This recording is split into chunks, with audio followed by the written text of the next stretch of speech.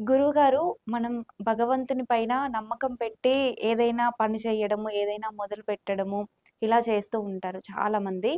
అయితే భగవంతుని మీద నమ్మకం పెట్టడం అనేది ఎలా ఉంటుంది గురువుగారు? అంటే అది ఏ విధంగా తీసుకెళ్తుంది మనల్ని? అమ్మ, భగవంతుడి మీద నమ్మకము పెట్టటం అనేటువంటిది ఏమిటి అంటే, మీకు ఒక చిన్న ఇన్సిడెంట్ చెప్తాను ఎప్పుడో కూడా. హ్మ్. దేవుడు ఉన్నాడా అంటే మనము చూపించలేం. అవును. కానీ మన నమ్మకం, హ్మ్. మన మనస్సుకు తెలుస్తుంది ఉన్నాడు అని. ఎలా తెలుస్తుంది? మనస్సుకు ఉండేది ఎలా చూపిస్తాము? అంటే అవును. మనము జీవించి ఉన్నాము అంటే ఏమిటి? ప్రాణవాయువు, ఆక్సిజన్ హ్మ్. తీసుకోవడము, వదలాల్సినటువంటిది వదులుతున్నాము, అవును. చెడుది. హ్మ్. ఇవి 2 నాకు చూపించు అంటే ఏం చూపిస్తాము? కనిపించవు. చూపించవు. హ్మ్. మీకు ఇంకొకటి బాగా అర్థం కావడానికి ఒక మాట చెప్తా. హ్మ్. ఒక వ్యక్తి కింద పడ్డాడు. హ్మ్. దెబ్బ తగిలింది. దెబ్బ కనపడుతుంది. నొప్పి నొప్పి కనపడుతుందా? కనిపించదు. కనిపించదు. నొప్పి వాడికి మనస్సులో లోపల అనుభవిస్తే తెలుస్తుంది. భగవంతుడు గూడా అంతే. చూపించమనేటువంటి వాడు నాకు నొప్పి చూపించు అంటూ నొప్పి చూపించలేడు. దెబ్బను అవును. చూపిస్తాడు. మనము భగవంతుడి రూపాన్ని చూపించగలుగుతాం. ఇదిగో ఈ హ్మ్. దేవాలయంలో భగవంతుడి విగ్రహం. హ్మ్. ఎందుకంటే ఆయన ఉన్నటువంటి విధానం. శంకు చక్రాలు, గదా పద్మము మొదలగు అలంకారాలు అవన్నీ జరిగేది దేవుడి రూపము అనేటువంటిది తెలుస్తుంది. హ్మ్. దేవుడు అందులో ఉన్నాడా అంటే నొప్పి చూపించమన్నట్టే ఉంటుంది. నొప్పి మనము తన్మయత్వం అనేటువంటిది ఒకటి ఉంటుంది పూజ చేసినప్పుడు గాని.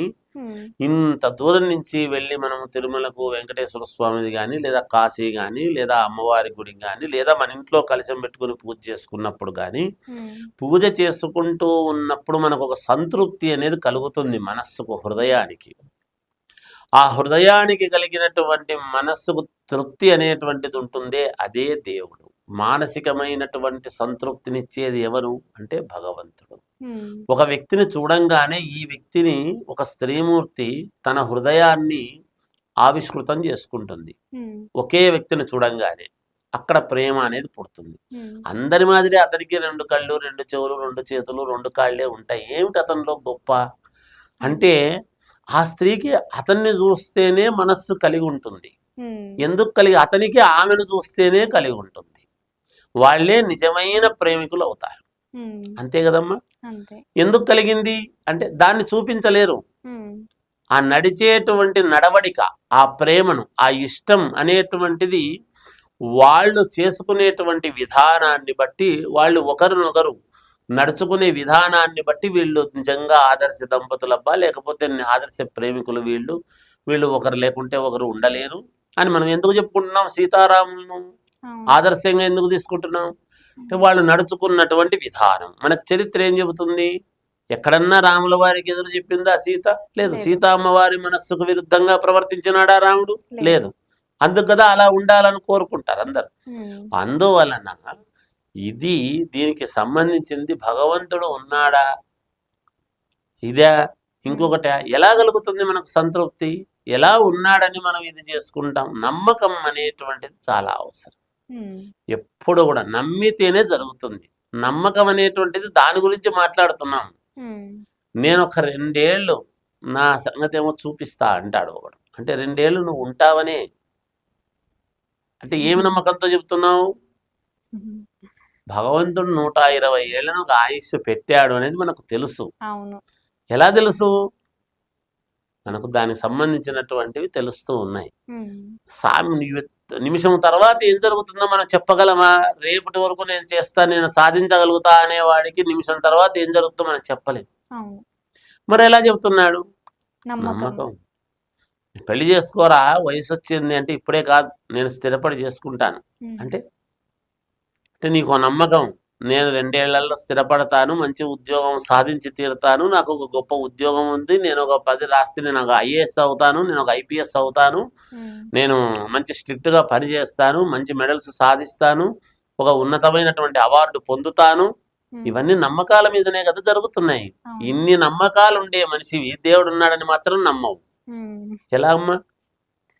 ఎలా?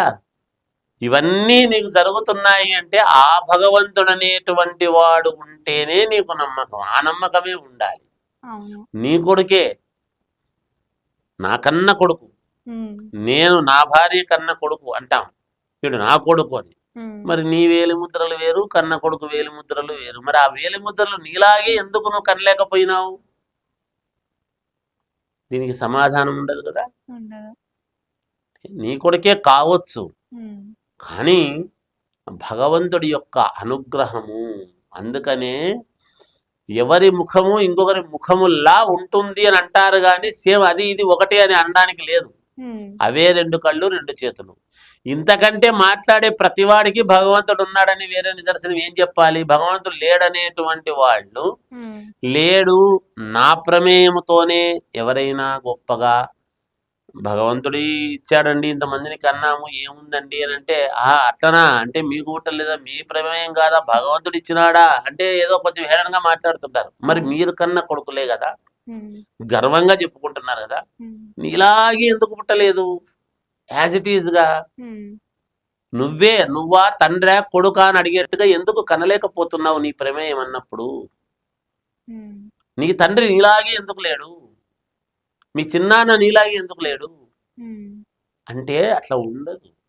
అందుకనే భగవంతుడు ఇంతమంది ఆట బొమ్మలు అనేటువంటివి సృష్టి, మనిషి తయారు చేసేటువంటి బొమ్మలు ఒకే రకంగా తయారు చేస్తున్నాడు. ఉమ్, మనిషి కంటే గొప్పవాడు భగవంతుడు కాబట్టే మనుషులను అందరినీ 2 కళ్ళు 2 చేతులు 2 చెవులు అన్నీ ఉండినా వీళ్ళ ముఖం వేరు వాళ్ళ ముఖం వేరు, చూడంగానే వీళ్ళు ఫలానా ఉమ్, వీళ్ళు ఫలానా ఫలానా వాళ్ళు అని తెలిసేట్టుగా కనుక్కునేట్టుగా మనము చేసుకుంటున్నాం కదా తల్లి. అవును. అందువల్ల నమ్మకం అనేటువంటిది చాలా అవసరము.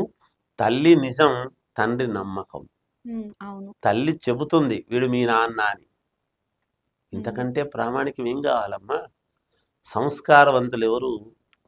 భగవంతుడు లేడు, భగవంతుడు ఉన్నాడా, ఈ ఉమ్, ప్రశ్నలు వేయరాదు. ఇవన్నీ మూర్ఖత్వం. ఇవన్నీ విని విని విసిగెత్తిపోయిన మాటలు. ఇంక అవే పట్టుకొని ఉమ్, నువ్వు ఆ మాట ప్రశ్నిస్తున్నావు అని అంటే కూడా భగవంతుడు ఉండే ప్రశ్నిస్తున్నావు అని దాని అర్థం.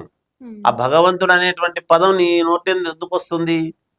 భగవంతుడు అనేవాడు ఉన్నాడు కాబట్టి భగవంతుడు అనే పదం నువ్వు ఉచ్చరిస్తున్నావు, లేకపోతే నువ్వు ఉచ్చరించవు. ఉమ్, నువ్వు ఏ రకంగానైనా సరే ఉచ్చరించమనే కదా చెప్పినాడు, ఉచ్చరిస్తున్నావంతే. లేడు లేడు అనేటువంటి పదంలోనే లేడనేటువంటి చోటలోనే ఉన్నాడు అనేటువంటిది. ఓకే. ఇక్కడ లేడు, ఇక్కడ నువ్వు కనపడే చోట లేడురా.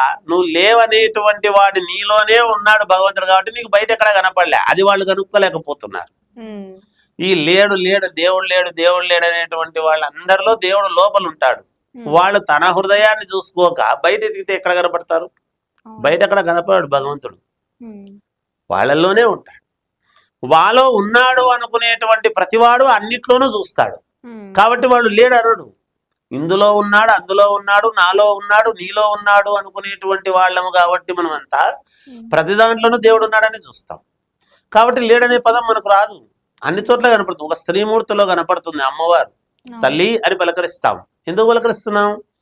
అమ్మవారి స్వరూపం. ముఖే ముఖే శక్తి, గృహే గృహే శక్తి, ముఖే ముఖే సరస్వతి అన్నాడు. అందువలన మనకు నమ్మకం అనేటువంటిది చాలా అవసరం. ఓకే.